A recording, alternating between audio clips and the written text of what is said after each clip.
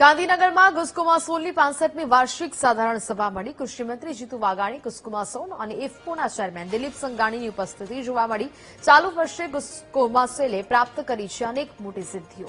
વર્ષ 2025થી 26માં ઐતિહાસિક 11,479 કરોડનું ટર્નઓવર જોવા મળ્યું. ગ્રોસ પ્રોફિટ 152.63 કરોડ, જ્યારે કરવેરા પછી 60 કરોડનો નફો થયો છે.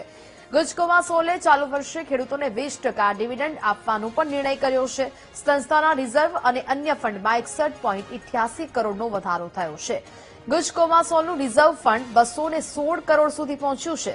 બિયારણ વિભાગે 114.79 કરોડના શુદ્ધ સર્ટિફાઇડ બિયારણ પૂરા પાડ્યા. ટેકાના ભાવે ખરીદીમાં અત્યાર સુધીની સૌથી મોટી કામગીરી કરાઈ. 8,680 કરોડથી વધુની ટેકાના ભાવે ખરીદી કરાઈ છે. ડ્રોન ટેકનોલોજીનો ઉપયોગ વધારવા માટે રાજ્યભરમાં અભિયાન શરૂ કરાયું છે. ગુજકો નામથી નવી બ્રાન્ડ લોન્ચ કરવામાં આવી છે. અમદાવાદ, વડોદરા, સુરત, જામનગર સહિત શહેરમાં 7 જેટલા મોલ કાર્યરત કરાયા છે. અન્ય શહેરોમાં પણ મોલનો વ્યાપ વધારવામાં આવશે.